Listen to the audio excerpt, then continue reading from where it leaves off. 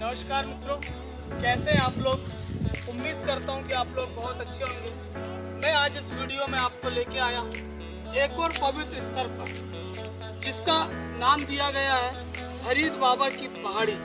जिस जगह पर मैं अभी खड़ा हूं, उस जगह इस गेट से, यह वह गेट है, इस गेट से फरीद बाबा की जो सीढ़ी है, जो कि पहाड़ी पर बाबा का स्थान है, उस स्थान पर पहुंचने के लिए यहाँ से 372 मीटर दूर हमको अंदर पे जाना है।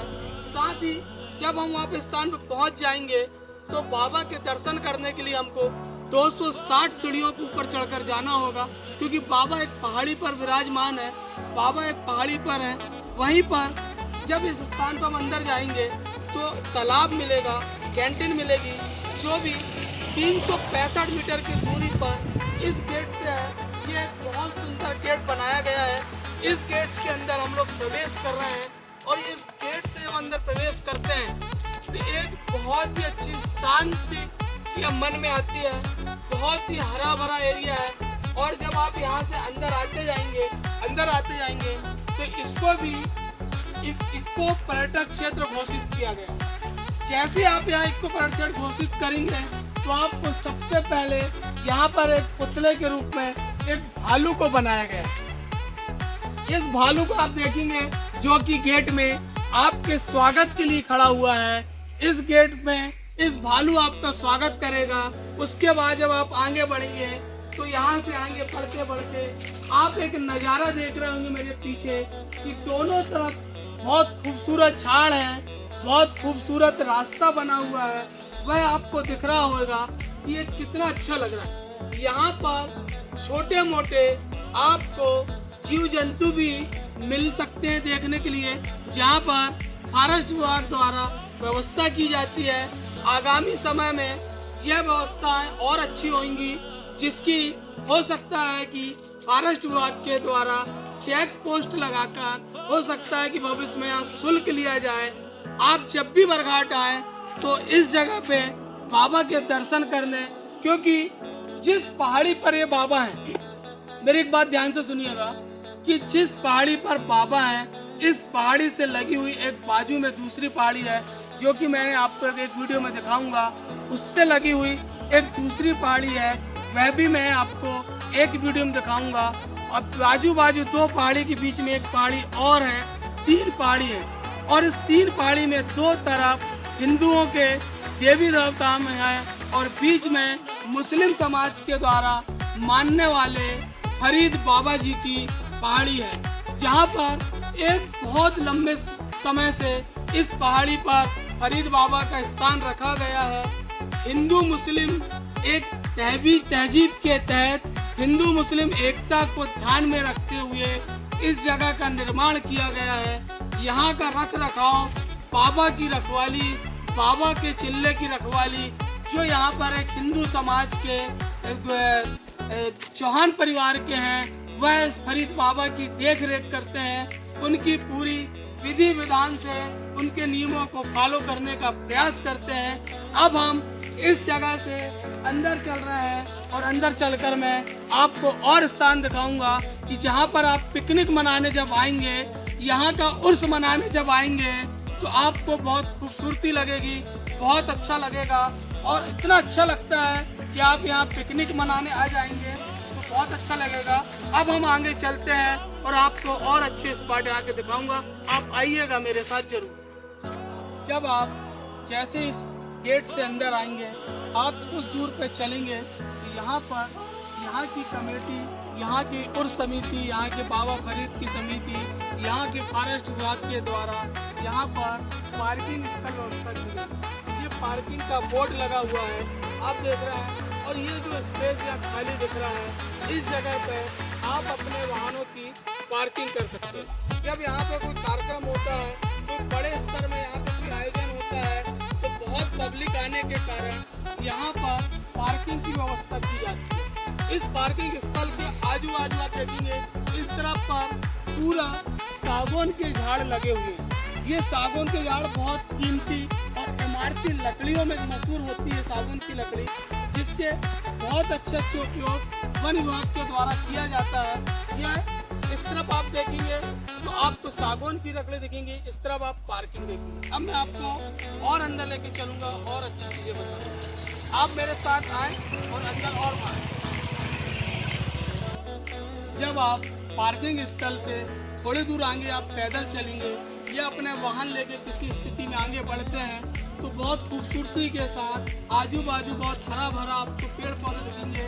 साथ में ही यह जो आप देख रहे हैं यह दीमक, इसको दीमक कहा जाता है। ये पूरा मिट्टी का बना हुआ है, जिसके बारे में भी यहाँ पर एक बोर्ड लगा के इसके बारे में बताया गया है, जिसको आप पढ़ सकते हैं कि दीमक एक्चुअली होती क्या है और बनती कैसी है।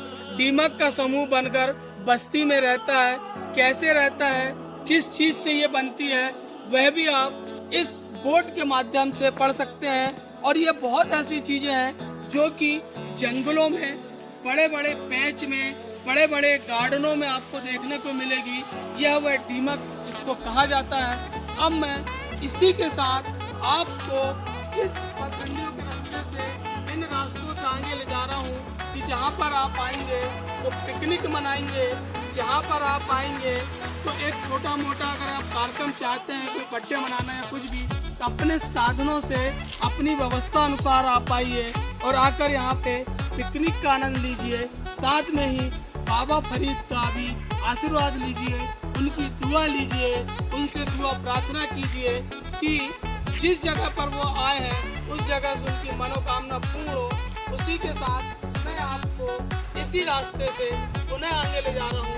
आप मेरे साथ आइए और उस जगह का भी आनंद लीजिए।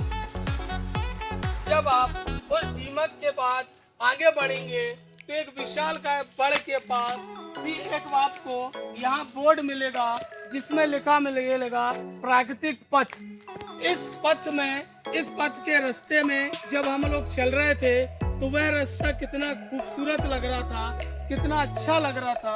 उसी प्रकार जिस जगह मैं खड़ा हूँ, इस जगह से जब आप इस जगह जाएंगे तो यहाँ पर भी बहुत सारे सागौन के वृक्ष लगाए गए हैं। उन वृक्षों के बीच में जब आप पहुँचेंगे तो इस रास्ते से आप जाएंगे, वहाँ पर एक बहुत बड़ा चबूतरा जैसे खाली जमीन रहती है। उन जमीनों पर बैठकर भी आप अपना आनंद ले सकते हैं, पिकनिक मना सकते हैं, भोजन बना सकते हैं और यहाँ पर आकर अपना एक बहुत खुशनुमा पल भी यहाँ पर बिता सकते हैं। यह बाबा फरीद की पहाड़ी का नाम पर मशहूर है और इस जगह पर जब आप आएंगे तो आपको यहाँ भी आपको दीमक दिखने को मिलेगी।